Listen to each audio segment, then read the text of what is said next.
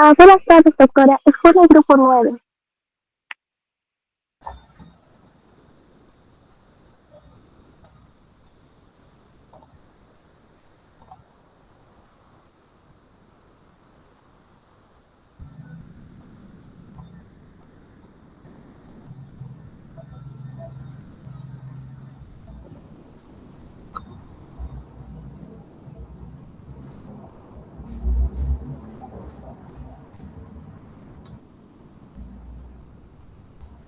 Buenas tardes, doctora. Ahí compartimos.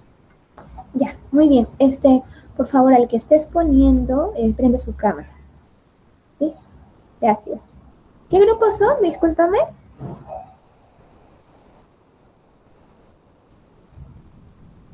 Grupo 9. Grupo 9. Ya, listo.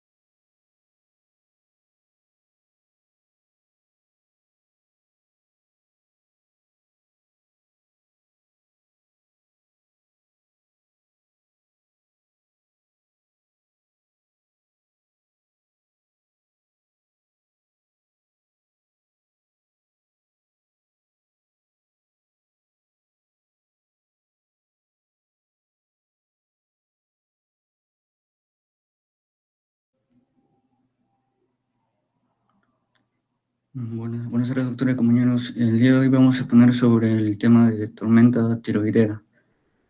El siguiente, por favor.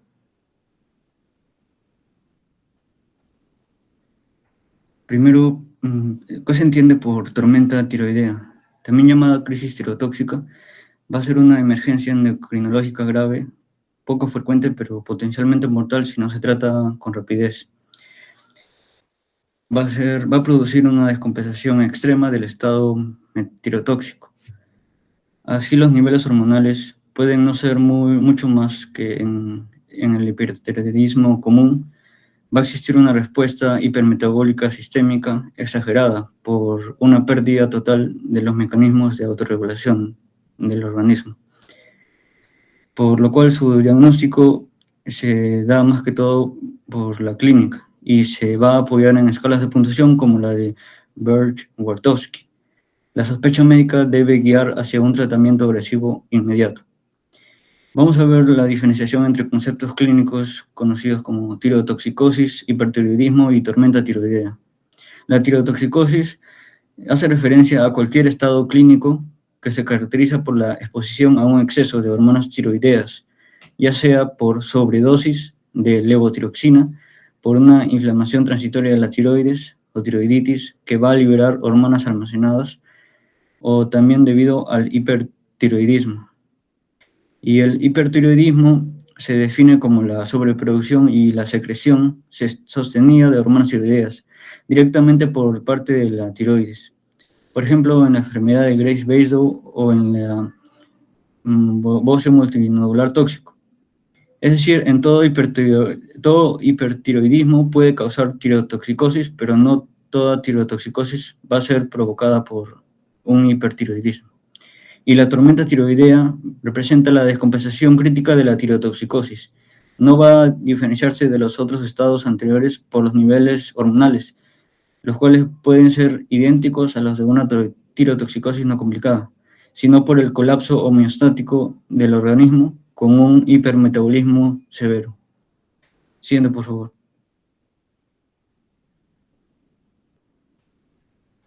Vamos a ver su epidemiología de la tormenta tiroidea. La tormenta tiroidea es una entidad clínica poco frecuente y puede afectar aproximadamente de 0.57 a 0.76 por cada 100.000 personas al año a nivel mundial, en países desarrollados. Se presenta en un rango del 1 al 5%, al 5.4% en pacientes hospitalizados con un diagnóstico previo de tirotoxicosis o hipertiroidismo. Al igual que en la mayoría de las patologías de la tiroides, hay una predisposición femenina. Se presenta de 3 a 4 veces más en mujeres que en varones, y algunos análisis epidemiológicos señalan que cuando un varón la presenta, el cuadro tiende a diagnosticarse de forma más tardía.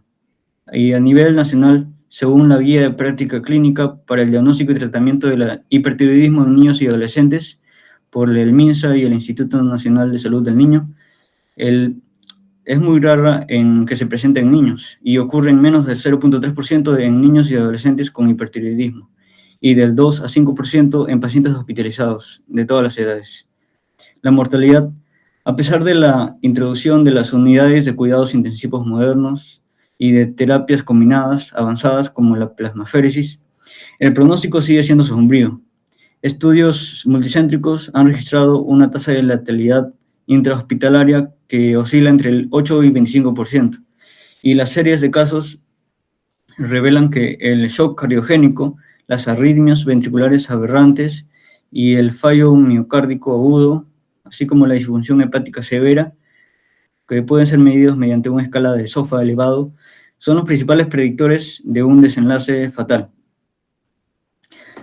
Si el paciente llega a sobrevivir en las primeras 72 horas bajo un tratamiento agresivo, las probabilidades de que su recuperación completa aumentan de forma considerable, reduciendo las secuelas a largo plazo.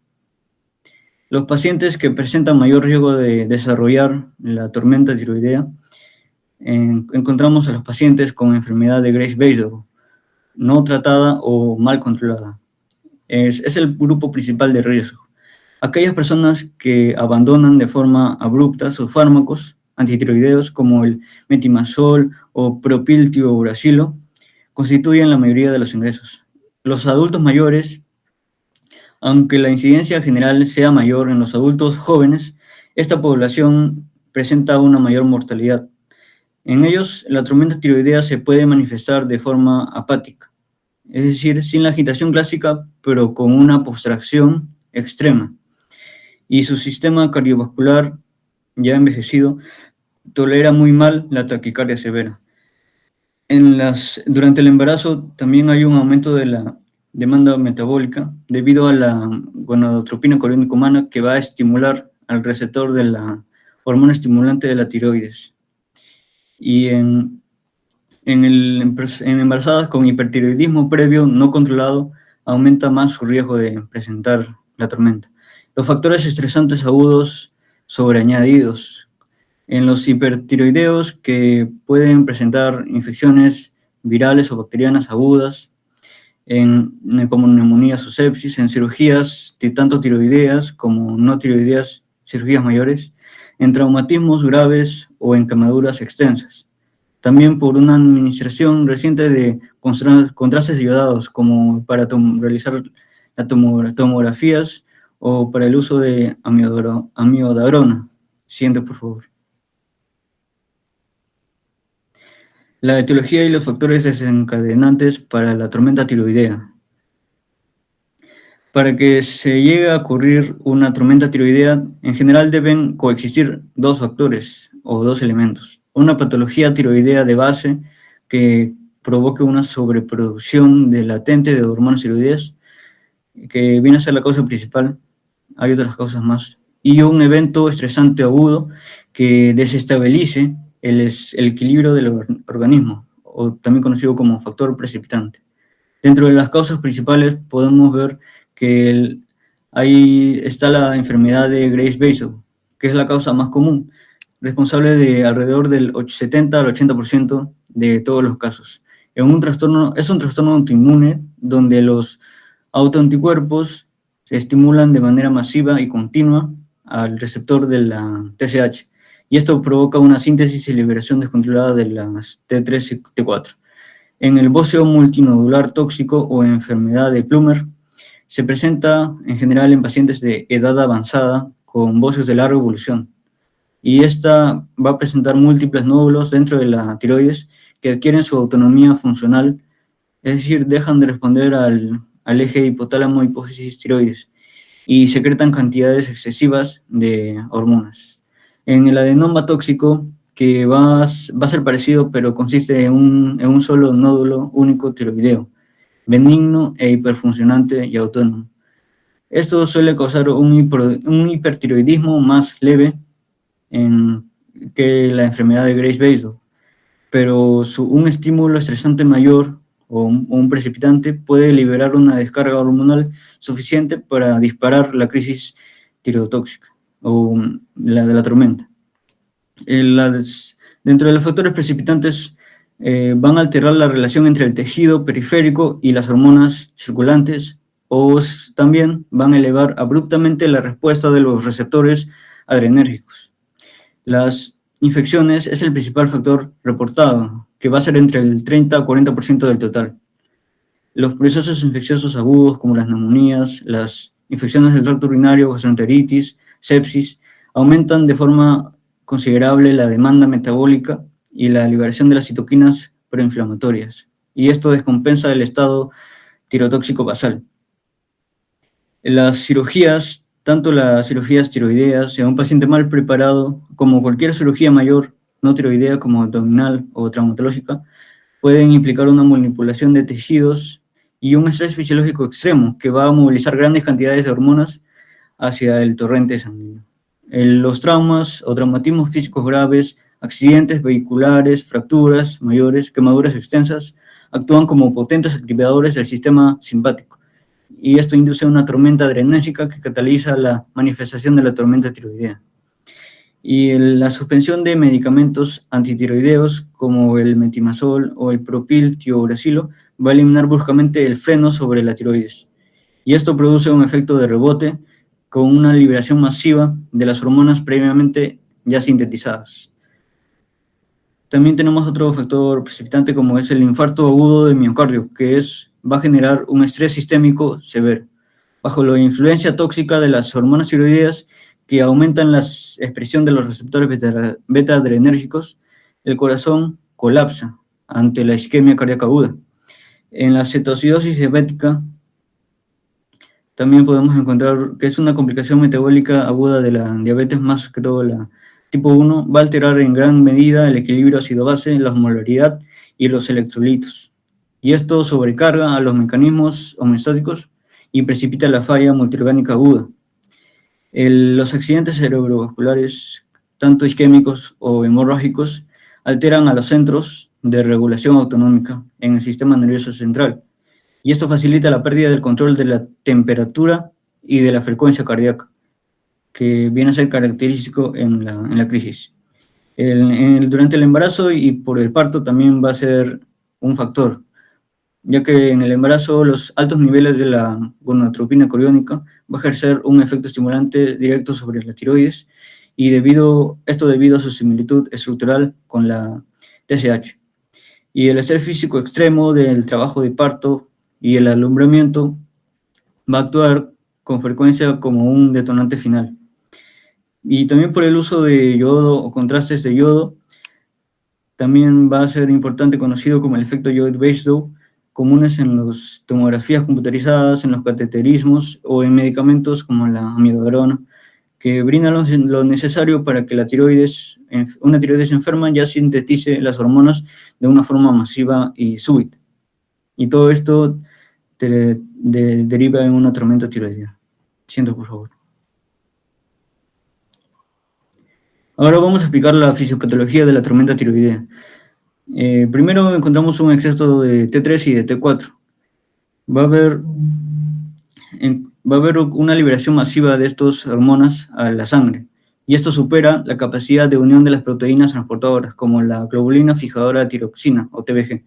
Esto provoca un aumento de la fracción libre de las hormonas, la que ingresa a las células. Una vez dentro de la célula, la T3, que es la más activa, se va a unir a los receptores nucleares de hormona tiroidea, y esto modifica la transcripción de múltiples proteínas estructurales y enzimáticas. Además, en situaciones de estrés agudo que induce una respuesta inflamatoria, se va a potenciar la actividad de las deiodinasas periféricas, como en hígado, músculo, riñón, y esto va a acelerar la conversión de T4 a T3, saturando los receptores celulares de manera súbita, generando un hipermetabolismo debido al exceso intracelular de T3, que estimula en exceso la expresión de la bomba sodio-potasio ATPasa, acelerando el consumo del ATP. Y esto desencadena una lipólisis acelerada, glucogenólisis y proteólisis. Las mitocondrias se van a ver obligadas a trabajar a su máxima capacidad para intentar suplir la demanda energética.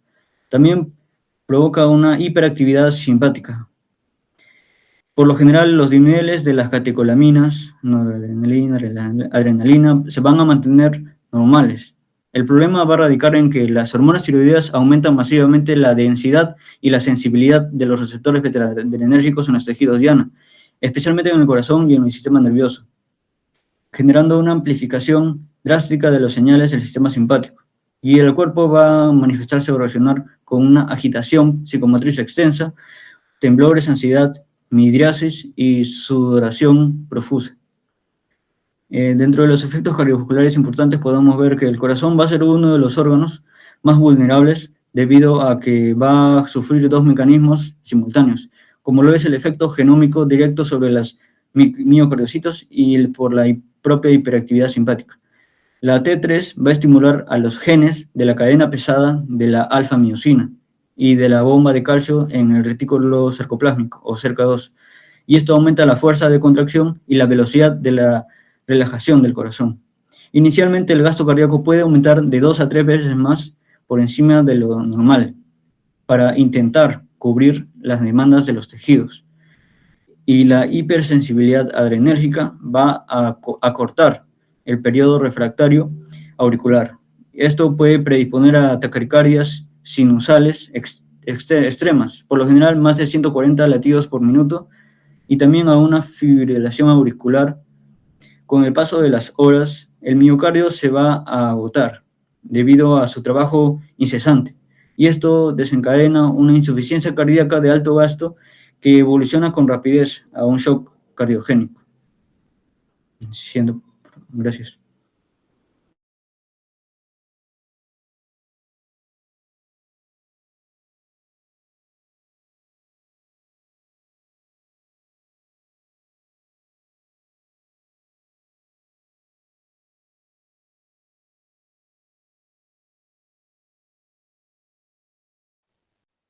Bueno, ahora continuando con eso, eh, vamos a comenzar con lo que son las manifestaciones clínicas. Está, ya. Una vez explicó mi compañero lo que dijo la fisiopatología, ¿no? Habló sobre cómo esa expulsión masiva de hormonas tiroideas T3, T4 en la sangre va a condicionar que haya un trastorno en el estado metabólico, ¿no? Donde el cual se caracteriza porque hay un estado hipermetabólico que está desregularizado, que está extremadamente alterado, lo cual va a condicionar que el paciente presente esos síntomas, ¿no? Por ejemplo, que tenga lo que es una hipotermia, ¿no? Le podemos preguntar al paciente si siente sudoración profusa, elevación de temperatura, ¿no? Un calor extremo, presenta lo que es la fase esforética. También ocurre lo que hay una alteración en lo que es en el estado de conciencia, pues, ¿no? Hay pacientes que, por ejemplo, pueden presentar lo que es psicosis, pueden presentar lo que es tanto delirios, se puede sentir muy ansiosos extremadamente, una la vida emocional, y aparte también se caracteriza porque pueden presentar lo que es una agitación psicomotriz, ¿no? Todo esto más que todo ocurre porque se va a sensibilizar lo que es, ¿no? Los receptores beta-adrenérgicos, los cuales van a activar más el estado simpático, ¿no? Esto más que todo es por la misma elevación, ¿no? De las hormonas tiroideas. Aparte de eso, también el paciente, ¿no? Le podemos decir si presenta lo que son palpitaciones intensas, ¿no? A veces lo describen como que el corazón sobresale, ¿no? Del pecho, otros describen que el corazón lo siente que están cerca de las costillas, puede presentar lo que es un temblor fino, ¿no? Donde el paciente al momento de estirar las manos, vamos a ver que va a tener ese temblor, ¿no? Y además también, si nosotros somos un poco más eh, explícitos en lo que es en el examen físico, vamos a encontrar que estos pacientes presentan lo que es el pulso Celler, ¿no? Es un pulso más que todo, se puede decir una distribución ancha, ¿no? Otros síntomas que el paciente nos puede referir es que va a presentar lo que es una diarrea acuosa, ¿no? Que puede ser explosiva, y esta diarrea se caracteriza porque no hay sangre, aparte de las náuseas y vómitos en chorro, y dolor abdominal alcohólico difuso, ¿no? ¿Esto por qué ocurre? Bueno, porque las mismas hormonas tiroideas van a estimular lo que es la secreción gastrointestinal, también va a generar que aumente lo que es la motilidad intestinal, por lo cual se produce lo que es la diarrea. En relación con lo que es el dolor abdominal, podemos ver que puede referir que haya dolor en el hipocondrio derecho, ¿no? Y esto ocurre más que nada porque puede pasar lo que es la hepatomegalia, ¿no? Al haber una insuficiencia cardíaca derecha, ¿no? En el cual va a generar una congestión del hígado, esto va a llevar a que se presente ese dolor abdominal, ¿no? En el hipocondrio derecho, o también consideran que puede ser un dolor abdominal difuso, que puede ser clínicamente parecido a una peritonitis, ¿no? Pero en este caso no hay peritonitis. Repito, el examen físico, primero tenemos que ver los signos vitales, ¿no? Vamos a ver que la tormenta tiroidea se va a caracterizar más que todo porque hay una presión sistólica inicialmente elevada. ¿Y esto por qué ocurre, no? Porque vemos de que eh, el mismo metabolismo que se ve alterado va a generar que haya una mayor demanda de oxígeno, ¿no? Entonces, esta mayor demanda de oxígeno va a requerir que aumente lo que es el gasto cardíaco. Al aumentar el gasto cardíaco, inicialmente se va a aumentar lo que es la presión arterial sistólica, ya que va a haber un volumen inyectivo mayor. Pero después vamos a ver de que al mismo que esta enfermedad se caracteriza porque también va a generar lo que es una vasodilatación sistémica, ¿no? Y al ver esa vasodilatación, vamos a ver que va a generar de que poco a poco esta sobrecarga que hay de gasto cardíaco va disminuyendo, por lo cual la presión sistólica va cayendo, y la misma vasodilatación hace que la presión periférica, ¿no? De resistencia se vea disminuida, ¿no? Entonces, si hay una presión de resistencia periférica disminuida, también va a prever una presión diastólica disminuida, ¿no? Entonces, eso se traduce en lo que es un shock, ¿no? En una hipotensión. Aparte de ello, vamos a ver de que algo muy clínico, característico, es que va a haber una frecuencia cardíaca elevada, ¿no? En un estado de reposo se puede encontrar que el paciente presenta lo que es una frecuencia cardíaca mayor a 130, y en pacientes con una fibrilación auricular de respuesta ventricular rápida, se lo puede encontrar con unas 140, 150 repeticiones por minuto, ¿no? De lo que es la frecuencia cardíaca. Referente a lo que es la temperatura, estos pacientes se van a caracterizar porque ellos presentan una elevación, ¿no? De la temperatura que es mayor, 38.5, ya dependiendo de cómo va aumentando grado por grado, vamos a ver que va aumentando también su mortalidad, ¿no? Aparte de ello, el examen físico, ¿no? Por ejemplo, en lo que es en la piel, en las venas podemos encontrar un paciente con fase sudorosa, una fase diaforética, caliente, húmeda, aparte que por misma, estos pacientes tienen un historial, ¿no? Como dijo mi compañero, de la enfermedad de Gray, ¿no?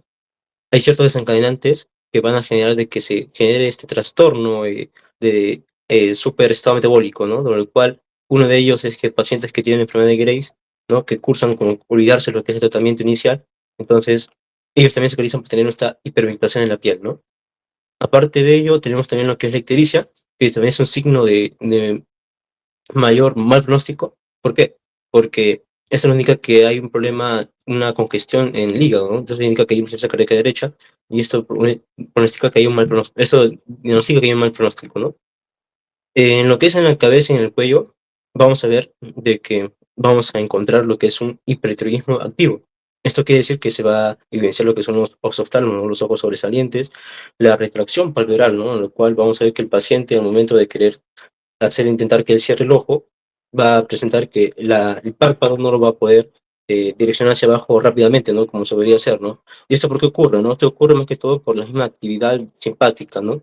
Haber una estimulación simpática por la misma sensibilización de las catecolaminas va a generar que el músculo de Müller, si no me equivoco, es el que se encuentra acá en el párpado superior, y este más que todo está nervado simpáticamente, y al hacer una sobreestimulación de esta vía simpática, va a hacer que no se pueda cerrar correctamente, ¿no? También encontramos lo que es el retardo del párpado superior, que se utiliza como el signo de Goffey, ¿no? Goffey, ¿no? En el cual, acá también, ¿no? Igual vemos que el paciente no puede bajar rápidamente lo que es el párpado superior, y aparte de eso, vamos a ver que se va a notar más lo que es las escleras que lo que es la iris, ¿no? Eh, también aparte de ello, tenemos que también puede tener el paciente lo que es un problema de convergencia, ¿no? Eso quiere decir que, por ejemplo, nosotros acercamos un objeto, y que este objeto, nosotros mirarlos, nosotros tenemos una misma convergencia al momento de observar cualquier objeto cercano. Pero ¿qué pasa cuando estos pacientes, bueno, en caso de una lluvia o un paciente hipertiroidismo activo, vamos a ver que un ojo que no va a tener la misma convergencia con frente a otro cuando está mirando un objeto cercano? Aparte de ello, también tenemos lo que es en la región cardiovascular, como ya describí, la taquicardia no es muy bien predominante. Vamos a encontrar lo que es un ritmo irregular, ¿no? Eso que es más que todo relacionado con lo que es la fibrilación auricular. Tenemos el galope, ¿no? Ese ruido, y aparte el pulso celular, ¿no? Que más nos va a indicar que hay un ensanchamiento del pulso, ¿no? Es decir, el pulso sistólico va a ser más elevado que el pulso diastólico, lo cual nos va a dar una diferencia mayor a 60, ¿no?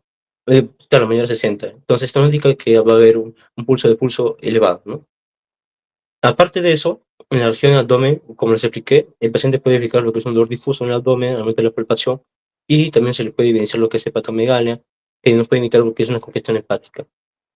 En lo que es un examen neurológico, vamos a ver que va a haber alteración de estado mental, ¿no? Por ejemplo, el paciente puede presentar lo que es delirios, puede presentar lo que es una agitación, se encuentra nervioso, presente insomnio, presente ansiedad excesiva, y puede llevar también a lo que es el trastorno de alteración de la conciencia, ¿no? Por ejemplo, lo que es confusión, llegar al estado de unibilación, ¿no? Sopor y coma, ¿no? Aparte de ello, como les mencioné, también tiene lo que es el temblor fino, ¿no? Por la misma actividad simpática y una hiperreflexia osteo-tendineosa. Ahora, ¿cómo diagnosticamos esta enfermedad?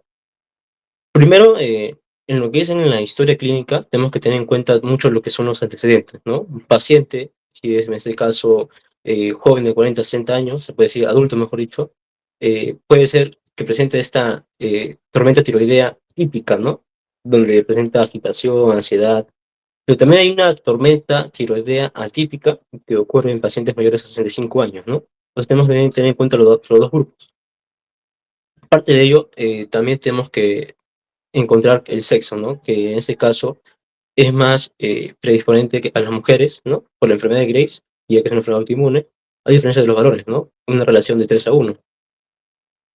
Una vez, aparte de eso, de tanto el sexo, el género en este caso, la edad, tenemos que tener en cuenta antecedentes, por ejemplo, patológicos, ¿no? Si el paciente cursa con una enfermedad de Graves, si tiene un hipertiroidismo ya diagnosticado, y si el tratamiento ha sido regular, ¿no? Si ha continuado, o si ha abandonado su tratamiento, ¿no?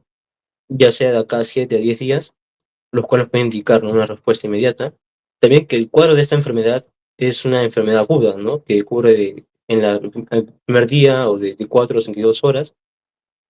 Aparte de ello, también tenemos que sospechar, ¿no? Por ejemplo, si el paciente tuvo una cirugía, algún evento que genere un estrés, que esto descompense lo que es el hipertiroidismo y conlleve a lo que es la tormenta tiroidea, ¿no? Ya sea cirugías, por ejemplo, que se ha sometido a imágenes, ¿no? Tomografía con contraste que utilizan lo que es el yodado intravenoso. Y más que ello, ¿no? Ya si no sospecha de algo, ¿no? Siempre es bueno hacer un test, ¿no? De un screening TSH, todos esos pacientes que van a ser sometidos, ¿no? A aquellas cosas. También se ve que hay pacientes que consumen, por ejemplo, lo que es la amiodarona, y esta amiodarona también contiene lo que es el yodo, pues, ¿no? El yodo de yodo. Entonces, eso también puede conllevar a que genere lo que es una tormenta tiroidea, ¿no? Entonces, sospechamos clínicamente que el paciente presente lo que es la tormenta tiroidea, y claro que se le pide exámenes de laboratorio, se le pide hacer una escala, todo eso, pero nosotros inmediatamente debemos actuar ya, ¿no? Si nosotros sospechamos clínicamente, ya deberíamos actuar, ¿no? ¿Y con qué triada clásica nos podemos identificar, ¿no? Por ejemplo, la elevación de temperatura, lo que es la hipotermia, la taquiarritmia y lo que es la extracción de conciencia, ¿no? Si el paciente tiene estas tres cosas, tenemos que tener en consideración que puede ser una tormenta tiroidea, ¿no? Y más aún si el paciente sabemos que tiene diagnóstico de hipertiroidismo, enfermedad de Graves, si ha dejado de tomar medicamentos, ¿no? O se ha sido sometido estresamente a un evento, ¿no? Ya sea cirugías, medicamentos, imágenes, otras cosas.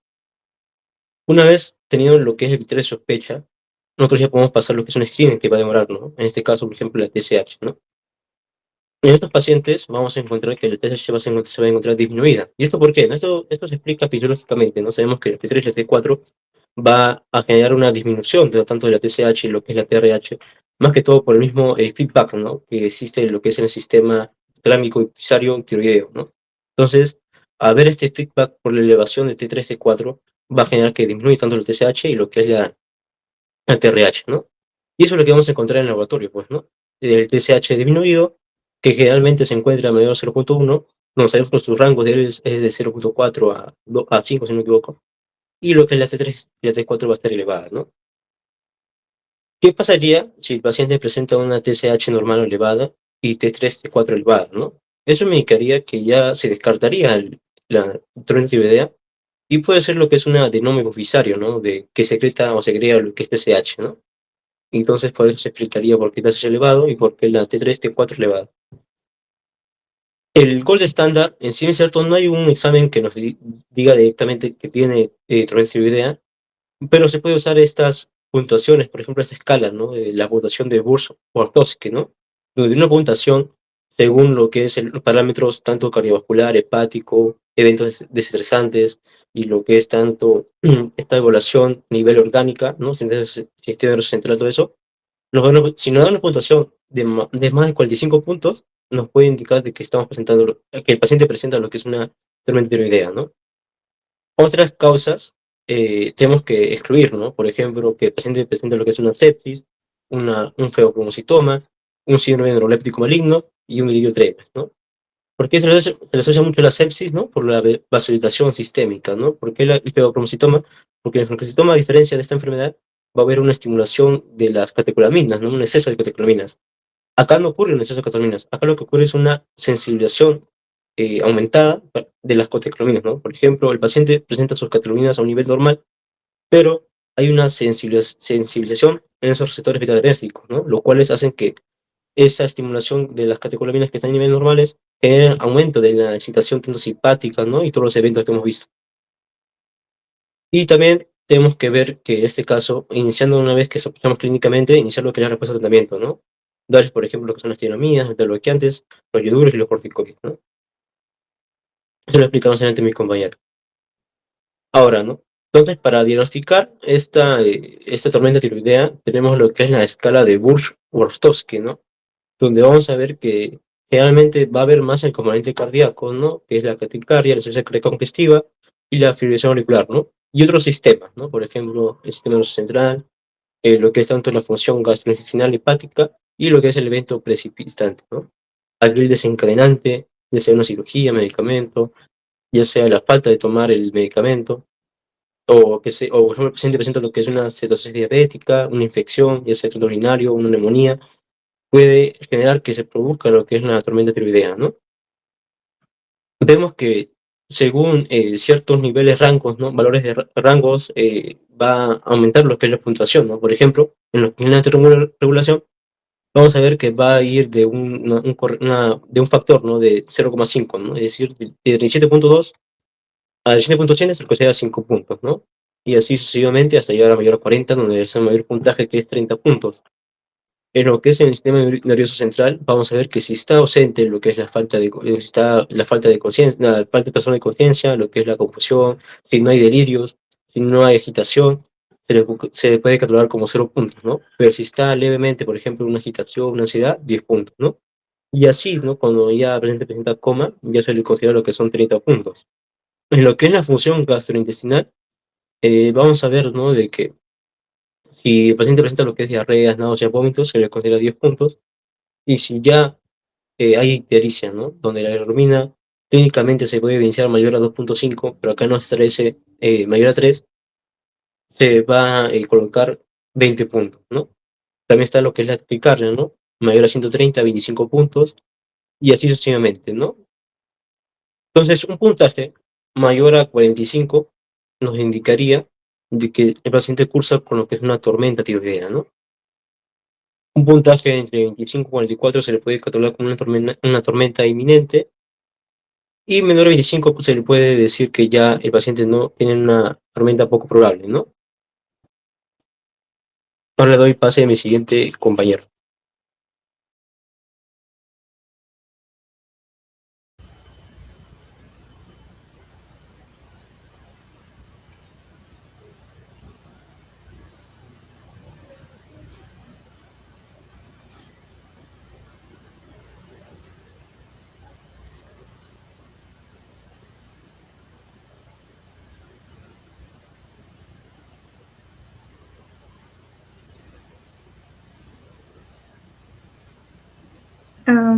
Un momentito, por favor. Se apagó la laptop de mi compañero.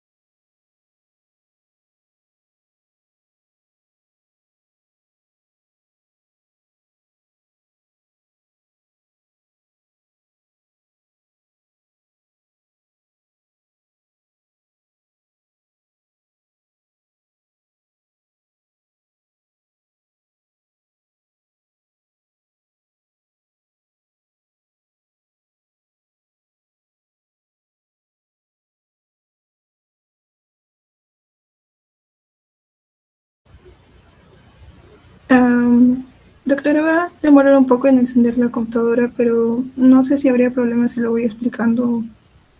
Ya, creo que ya encendió. Ya.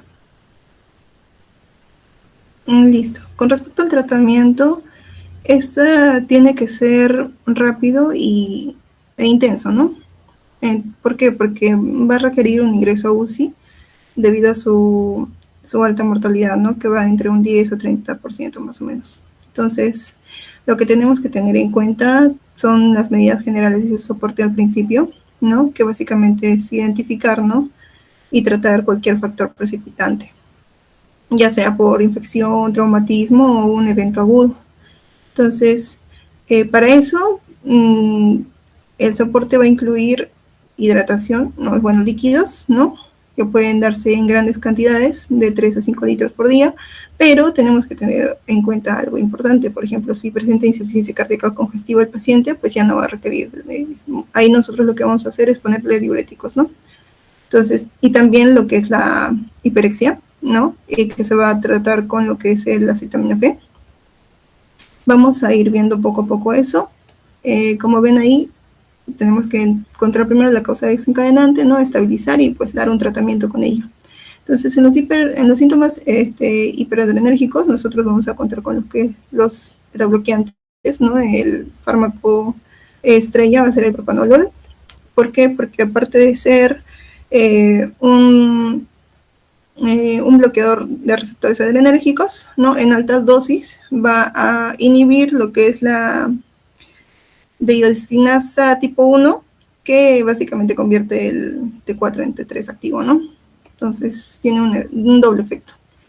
En caso de que los beta bloqueantes no sean la opción, ¿no? Por ejemplo, por pacientes con insuficiencia cardíaca, nosotros vamos a irnos por lo que es el esmolol.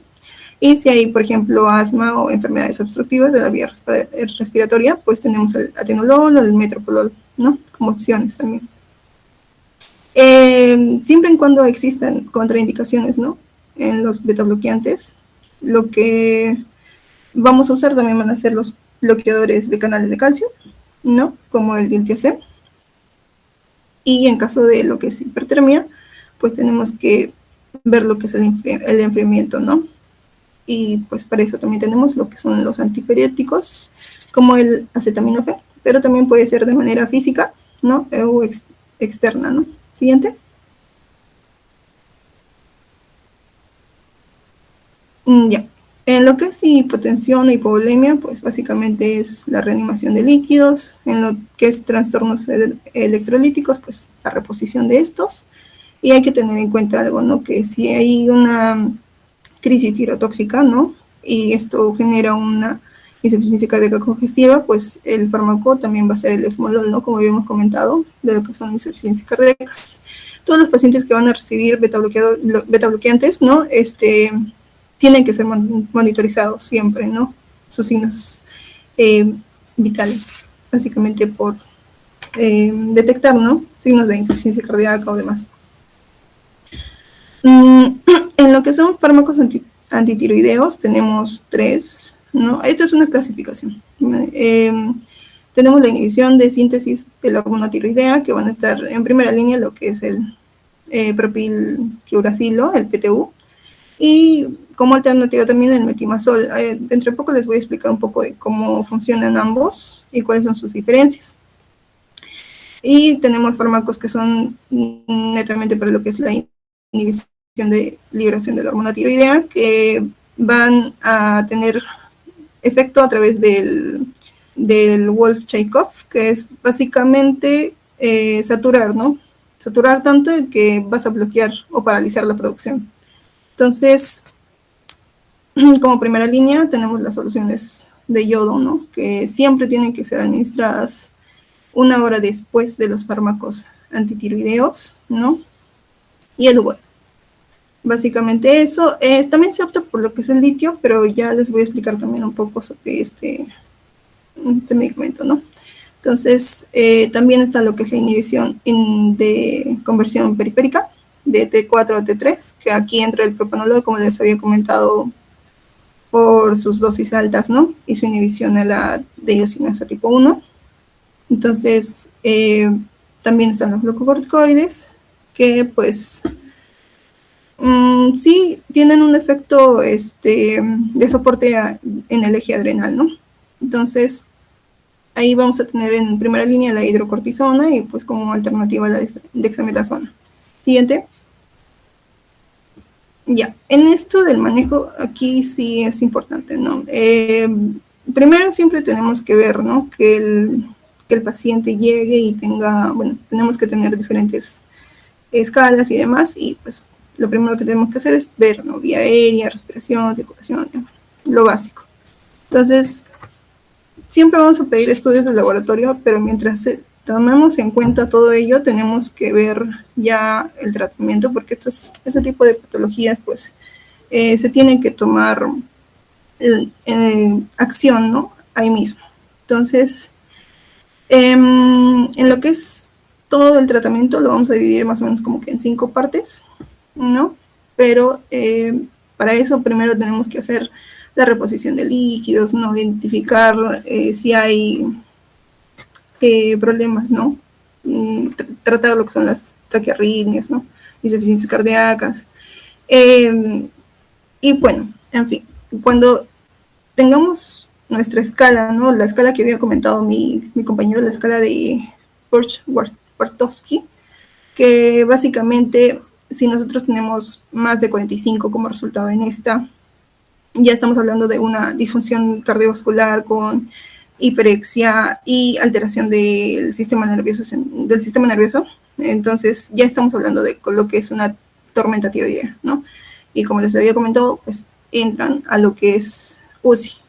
Para eso ya nosotros hacemos el control, ¿no? De la hipertermia como medida al principio, pero igual, ¿no? Tenemos que ver todo este tipo de cosas de manera inmediata.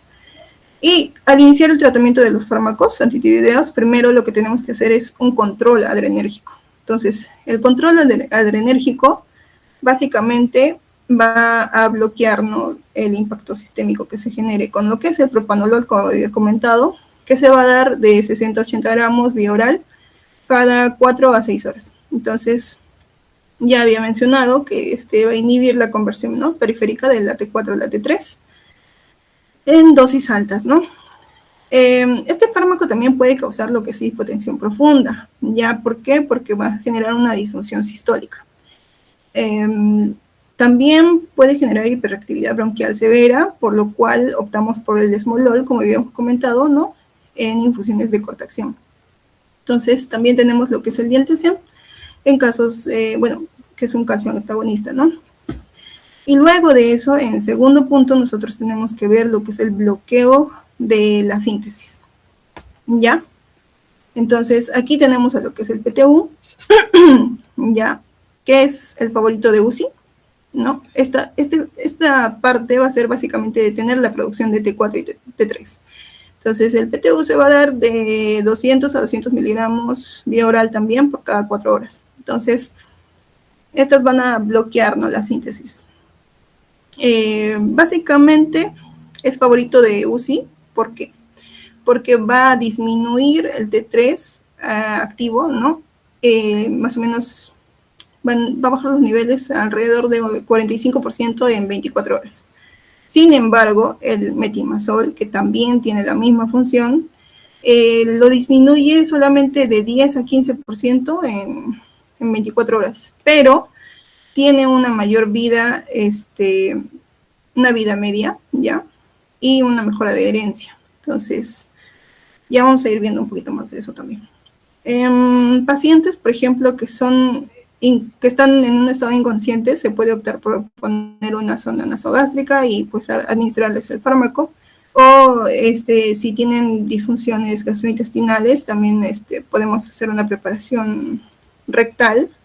Se ha probado de 2 maneras, tanto en supositorias como en enemas, y pues se ha visto que en enemas siempre tiene una mejor respuesta, ¿no?, que es más o menos 85 minutos, a diferencia de un supositorio que es más o menos 172 minutos, que es un poco más del doble.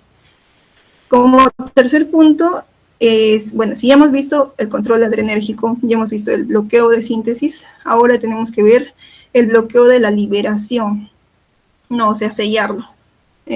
Aquí vamos a tener al Lugol, ¿no?, que se puede dar 10 gotas cada 8 horas, o a la solución saturada de yoduro de potasio, que son 5 gotas cada 6 horas. Entonces acá vamos a tener un efecto de Wolff-Chaikov, que es diferente a lo que habíamos comentado de la escala de Burs-Wojtowski, no es lo mismo.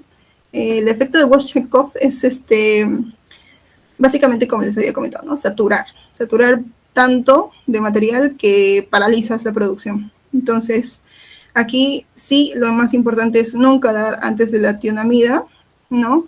Se debe esperar por lo menos 1 hora. ¿Por qué? Porque de lo contrario generaríamos el efecto, o sea, que no queremos realizar, ¿no?, que es básicamente su producción, porque lo que queremos hacer es que pare la producción, no que continúe. Y si nosotros damos el yodo antes de la hora, ¿no?, el otro fármaco no va a poder actuar, entonces va a seguir produciendo y vamos a generar una mayor complicación. Entonces, ya tenemos el control, el bloqueo de la síntesis, tenemos el bloqueo de la liberación. Ahora falta bloquear la conversión. Entonces, para esto vamos a optar por los glucocorticoides, ¿no? La hidrocortisona, como les había comentado. Primero se va a dar una dosis de carga, que va a ser de 300 miligramos, y luego se van a dar dosis cada 8 horas de 100. Este fármaco pues va a tener un soporte del eje adrenal, ¿no? Va a, básicamente por todo el estrés que está generando, ¿no?, en la glándula suprarrenal, pues va a promover lo que es una estabilidad vasomotora. Y pues va a inhibir, ¿no?, la conversión en periferia, ¿no?, de la T4 a la T3. Entonces, ya tenemos 4 de los 5 puntos. Entonces, por último punto, en el quinto, ya tenemos que hablar de una recirculación enterohepática. Aquí tenemos los secuestradores de los ácidos biliares, ¿ya? Dentro de ellos tenemos a la colestiramina, que van a ser 4 gramos vía oral cada 6 horas, y esta va a bloquear la circulación enterohepática y va a impedir que las hormonas excretadas, ¿no? Que estén en la bilis, pues, sean reabsorbidas. Entonces, va a ayudar también. Luego tenemos que ver lo que es, nuevamente, ¿no? Lo que es el control térmico, el acetaminofén. Y, bueno, pueden ser marcas térmicas, ¿no? Aquí quería mencionar también lo de la aspirina. ¿Por qué les había comentado de que nunca aspirina? Pues básicamente porque los salicilatos van a desplazar el T4 y el T3 de sus proteínas transportadoras, que son las globulinas fijadores de tirosina, ¿ya? Y pues eso va a hacer que va a incrementar, ¿no? La liberación en sangre de esta hormona, de las hormonas, ¿no? De la T3 activa. Y ya. Entonces, también tener otro punto, que es la hidratación, que, como les había comentado, tiene que ser un poco agresiva, ¿no? Que un requerimiento mayormente es de 3 a 5 litros, ¿no? Diarios, para contrarrestar, ¿no? Toda esta pérdida que está habiendo por el hipermetabolismo. Ya. Ahora, nosotros tenemos que tener un manejo posterior también a esto. Ya. Lo primero que tenemos que tener en cuenta es que si el paciente ya no tiene fiebre, ya sus síntomas cardiovasculares están estables, no tiene problemas en el sistema nervioso central, y bueno, en general, ya se van a empezar a retirar los medicamentos y se van a empezar a dosificar, ¿no? A ajustar. Entonces, primero tenemos que tener lo que es el yodo, ¿no? Pero siempre en cuando haya una mejoría clínica, como les había comentado. Sin embargo, cuando el paciente va a pasar a cirugía, se puede mantener hasta dentro de 10 a 14 días como máximo. No se puede operar al paciente después de esto, porque también puedes generar como una especie de efecto rebote, ¿no? O sea, una complicación mayor, porque toda esa cantidad de yodo que está ahí, pues va a pasar, y lo que no queríamos hacer era que se siga produciendo, pero con toda esa materia prima, pues va a terminar explotando, ¿no? Entonces, después de eso, tenemos que encargarnos de los betabloqueantes, ¿ya? Que tienen que retirarse de manera gradual, y siempre en cuando también tiene que haber una previa prueba, ¿no? de la función tiroidea, tiene que estar normal. Luego de eso, tenemos que ver un descenso gradual también de los glucocorticoides, ¿ya?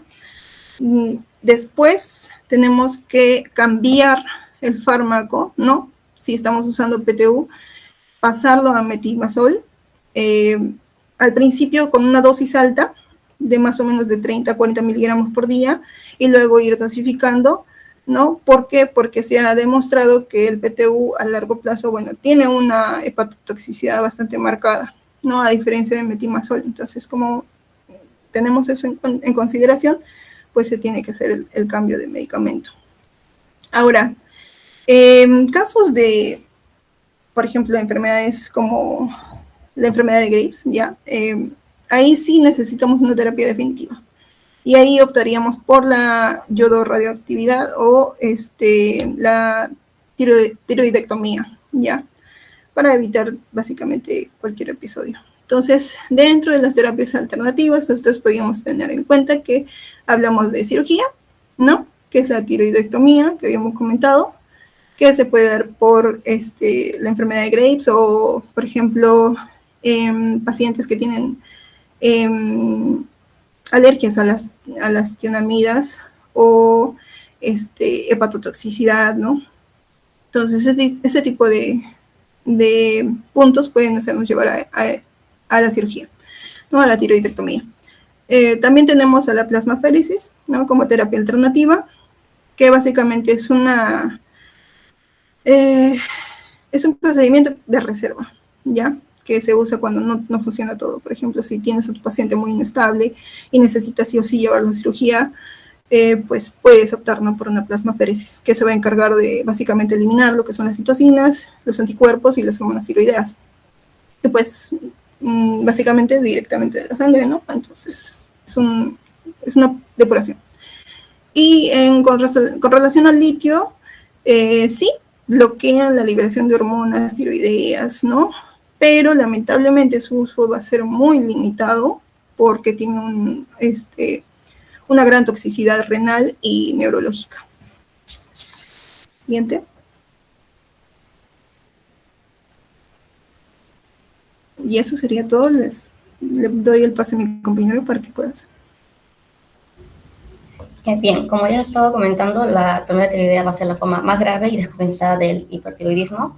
Esta se va a considerar una emergencia endocrinológica, por lo cual existe una liberación exagerada de estas hormonas tiroideas, ¿no? O una respuesta excesiva del organismo a estas hormonas. Entonces, estas causan una falla multisistémica, ¿no? Aunque actualmente es poco frecuente gracias al diagnóstico temprano y al tratamiento del mismo, ¿no?, del hipertiroidismo, sigue teniendo una mortalidad elevada si es que no se reconoce rápidamente, ¿no? En pronóstico vamos a tener que va a depender principalmente de la rapidez con la que se haga el diagnóstico y se inicie el tratamiento adecuado. En la mortalidad actual vamos a tener que, antes de existir tratamientos modernos, los que hoy en día hay, la mortalidad superaba el 80%. Actualmente, con un manejo intensivo, la mortalidad se encuentra aproximadamente entre un 10% y un 30%, aunque este puede ser mayor en pacientes ancianos o con enfermedades cardíacas, ¿no? Justamente ya se habló de que el corazón va a ser el órgano mayormente dañado, ¿no? Y la muerte suele ocurrir por arritmias graves, shock cardiogénico, la falla multiorgánica, también la insuficiencia hepática o un colapso cardiovascular. ¿De acuerdo? En factores de mal pronóstico tenemos tanto la edad avanzada, la falla cardíaca, el retraso terapéutico también asimismo, ya que mientras más tiempo pasen sin tratamiento, va a haber una mayor hipertermia, un mayor consumo metabólico y un mayor daño orgánico, ¿no? Es por ello que el diagnóstico es principalmente clínico y no se debe esperar resultados de laboratorio para iniciar una adecuada terapia. Siguiente.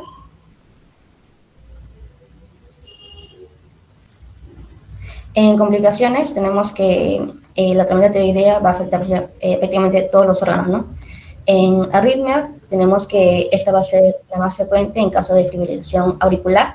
Aquí las hormonas tiroideas van a aumentar la sensibilidad a las catecolaminas y van a acelerar la conducción cardíaca. Entonces, esto va a poder producir lo que es una taquicardia severa, la taquicardia supraventricular y la insuficiencia cardíaca. En el caso del shock cardiogénico, tenemos que el corazón inicialmente va a trabajar en una hipertermia. Esto luego se va a agotar y no va a poder mantener este gasto cardíaco, ¿no? Entonces, el paciente en este caso va a presentar una hipotensión, una mala perfusión, las extremidades frías y una alteración del sensorio. En insuficiencia hepática tenemos que el hígado va a aumentar su metabolismo y el consumo de oxígeno. Aquí puede aparecer lo que es una ictericia, lo que ya se mencionó, la elevación de transaminasas, la colestasis y una falla hepática aguda. Y aquí la presencia de ictericia suele indicar una enfermedad severa, ¿no? En el caso del coma, esta va a ser una manifestación neurológica terminal. El paciente puede iniciar primero con una ansiedad, agitación, delirio y luego progresar a una confusión, estupor o el más grave, la coma, ¿no? Aquí ya el compromiso neurológico severo va a indicar un mal pronóstico de por sí. Siguiente, por favor.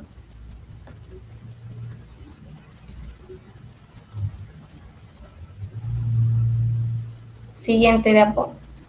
Ya, en caso de prevención, la mejor prevención va a ser evitar que un paciente hipertiroideo llegue a descompensarse, ¿no? Entonces, lo primero que vamos a tener va a ser la adherencia terapéutica. Aquí muchos casos van a ocurrir porque el paciente abandona los antitiroideos, ¿no? Justamente también mencionaron mis compañeros. Es por ello que es importante el explicar la enfermedad, el reforzar los controles médicos y también el vigilar los síntomas de una recaída. Por otro lado, tenemos el control del hipertiroidismo. Aquí el tratamiento adecuado de este mismo va a disminuir el riesgo de una tormenta tiroidea. Este puede incluir los antitiroideos, el yodo radioactivo y la cirugía también ya mencionada. Luego tenemos la preparación prequirúrgica. Aquí un paciente hipertiroideo nunca debe entrar a cirugía sin un control hormonal adecuado. Aquí el estrés quirúrgico puede desencadenar una tormenta tiroidea. Es por ello que antes de una cirugía se usan los beta bloqueadores los antitiroideos también y el yodo, ¿no? Y por último, la educación al paciente. Aquí el paciente debe reconocer los síntomas de alarma, ¿no? O sea, tiene que saber descifrar cuáles son y asistir a un centro, ¿no? Por ejemplo, la fiebre, las palpitaciones, la disnea, la agitación y una sudoración intensa. También debe evitarse el suspender medicamentos sin una indicación médica, ¿no? Siguiente, por favor. En caso clínico tenemos una paciente mujer de 32 años con un antecedente de enfermedades graves, va a ser diagnosticada hace 2 años. Ella suspende metimazol hace 3 meses por decisión propia. Entonces, ingresa a emergencia por fiebre, palpitaciones, disnea, agitación, diarrea y sudoración intensa, ¿no? También refiere una infección respiratoria en la última semana. En los signos vitales vamos a tener una temperatura de 40 grados, una frecuencia cardíaca de 160 latidos por minuto, la presión arterial de 90/60, una frecuencia respiratoria de 30 y una saturación del 92%. Al examen, la paciente va a estar agitada, va a presentar un temblor fino distal, un bocio difuso, exoftalmos y piel caliente y húmeda. En el caso de laboratorios, va a presentar la TSH suprimida, o sea, va a estar disminuida, la T4 libre elevada y la T3 elevada también. También va a presentar leucocitosis y una elevación leve de transaminasas y una glucosa elevada. También nos menciona que al EKG va a presentar una fibrilación auricular rápida. Siguiente. En el caso de diagnóstico, ya se realiza un diagnóstico y se da por hecho que tiene una tormenta tiroidea secundaria a la enfermedad de Graves descompensada, ¿no? Entonces, aquí para diagnosticar si tiene una tormenta tiroidea, como bien se habló, se usa la escala de Busch-Bartowski. Entonces, aquí esta evalúa la temperatura, la taquicardia, la alteración neurológica, la falla cardíaca, los síntomas gastrointestinales y el factor desencadenante. Entonces, luego de hacer estas puntuaciones, en este caso nos sale que va a presentar un puntaje mayor de 45, el cual justo ahí vemos que es una puntuación de 95, ¿no? Entonces, un puntaje mayor a 45 nos indica una tormenta tiroidea. Entonces, en este caso va a presentar lo que ya es la fiebre alta, la frecuencia cardíaca mayor a 140, una alteración neurológica, también en el KG hay una fibrilación auricular, también presenta hipotensión y el factor desencadenante infeccioso, ¿no? Mencionaba que una semana antes presentaba un resfrío, ¿no? Y el puntaje va a ser compatible con una tormenta tiroidea por último. Siguiente. En el tratamiento tenemos que debe iniciarse inmediatamente y seguir un orden específico, como se mencionó. El primero es el beta bloqueador. Aquí se administra primero el propranolol. Esta va a ser por vía oral de 60 a 80 miligramos de 4 a 6 horas. Este es porque disminuye los síntomas adrenérgicos, también va a reducir la taquicardia y disminuye la conversión periférica de la T4 a la T3, ¿no? Luego tenemos el antitiroideo. Aquí se administra el PTU, el propiltiuracilo. En dosis carga de 500 a 1000 miligramos. Y este es por vía oral y luego 250 miligramos cada 4 horas, ¿no? O también se puede dar el metimazol. Este ya es en 20 miligramos cada 4 a 6 horas. Y aquí sí el PTU suele preferirse inicialmente porque también va a disminuir la conversión periférica de T4 a T3, ¿no? Luego tenemos el yodo. Se menciona, ¿no? 1 hora después del antitiroideo se administra ya en 8 a 10 gotas cada 6 a 8 horas y nunca debe darse antes porque podría aumentar la síntesis hormonal, ¿no? En vez de ser una ayuda, podría empeorarlo, ¿no? Luego tenemos el corticoides. Aquí se usa la hidrocortisona en 100 miligramos intravenosa cada 8 horas. Este va a ayudar a disminuir la conversión periférica, el manejar la insuficiencia suprarrenal relativa, si el caso haya, ¿no? Luego tenemos el manejo de soporte, tanto por oxígeno, líquidos, los antipiréticos, el tratamiento de infección, ¿no? Y es importante que, justo ya lo mencionó mi compañera, que no se usa la aspirina porque va a desplazar las hormonas tiroideas, ¿no? Y en este caso, la evolución, tras el ingreso a UCI y el tratamiento, disminuye la fiebre, la frecuencia cardíaca baja progresivamente. También va a haber una mejora en el estado mental y se va a controlar la fibrilación auricular. Y la paciente va a ser dada de alta tras una estabilización y el reinicio de manejo endocrinológico, ¿no? Siguiente. Ya, entonces como conclusión teníamos que la tormenta tiroidea va a ser una emergencia endocrinológica potencialmente mortal. El diagnóstico es principalmente clínico y la escala de Busch-Bartowski va a ayudar a apoyar el diagnóstico, ¿no? Y el tratamiento debe iniciarse inmediatamente, incluso antes de de ser confirmado por laboratorios. El manejo rápido va a disminuir significativamente la mortalidad y la prevención va a depender del adecuado control del hipertiroidismo y la adherencia terapéutica, ¿no? Por ello también es importante hacerles la adecuada información al paciente de qué es lo que puede secundar, ¿no? Una tormenta tiroidea. Siguiente. Eso sería todo, doctora. Gracias. Muy bien, ¿Lourdes o Daryl? ¿Cómo te dicen? Daryl, doctora. Daryl, ¿puedes poner otra vez la diapositiva? La parte del caso clínico estaba bonito. O sea, la idea es que ustedes se centren más siempre en el caso clínico para desarrollarlo un poquito más. Ya las pacientes estaban bien, pero no, de nuevo les repito, no lo hagan tan extenso. Pero mostrar el caso clínico, ahí ponlo, ahí está, listo.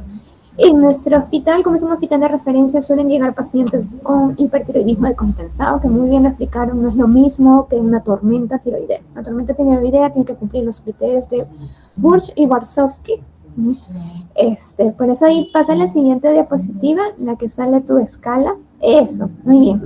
Entonces, puede ser que en el examen les pongan un caso clínico parecido y les pongan la escala, porque obviamente no se van a aprender toda la escala, pero acordarse el valor límite, que es 45, ¿verdad?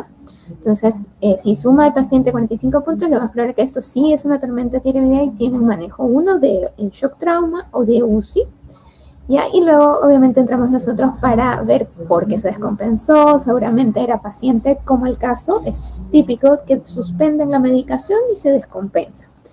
Ahora, muy bien pones el puntaje, y tiene un puntaje muy elevado este paciente. No he visto nunca un paciente con hipertermia, no es fiebre, es hipertermia. Porque no suele tener una temperatura elevada, pero toda consecuencia por el hiper, ¿no?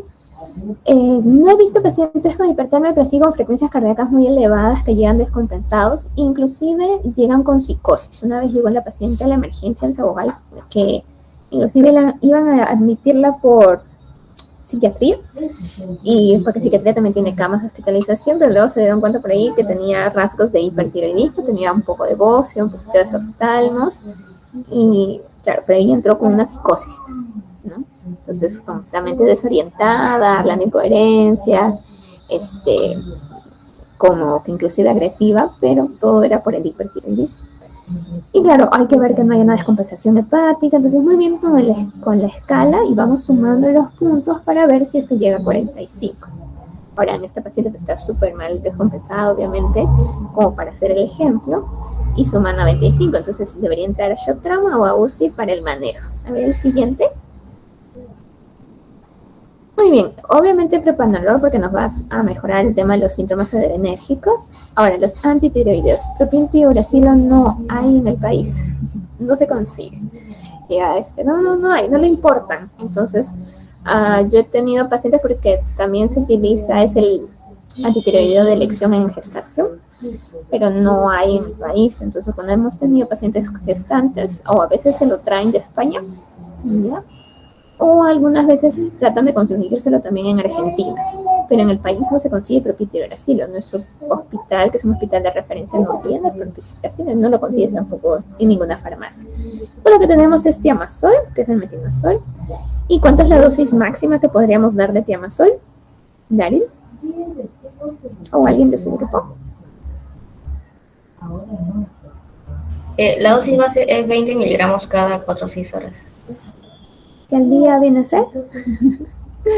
80, podemos dar hasta máximo 80, ya como máximo. Normalmente usamos 20 miligramos cada 8 horas o cada 6 horas, ¿no? Como 80 como máximo podríamos utilizar. Ahora, con esa dosis alta, el paciente corre a veces un riesgo de leucopenia, ¿no? Puede haber hasta inclusive una granulocitosis. Y eso ha sido casos de algunos pacientes que han estado hospitalizados en nuestro servicio, ¿ya? Tuvimos un caso, el año pasado tuvimos una paciente joven que no mejoraba su hipertiroidismo por consulta externa a pesar que se le daba una dosis alta de temazol. Y bueno, al inicio pensábamos que era porque no se lo tomaba o que se lo tomaba de manera irregular. Luego llegó estando hospitalizada porque llegó a hacer una granulocitosis y un rash por el temazol. Entonces, ¿qué vamos a hacer? Suspenderla, ¿verdad? Ella no ingresó por una tormenta tiroidea, pero sí un hipertiroidismo muy descompensado. Tenía un bocio grado 3, ¿no? Y bueno, tenía todos los síntomas cardíacos, taquicardia, temblor distal, pero no llegaba a cumplir criterios para tormenta. Tenía una TSH suprimida con una T4 más de 100.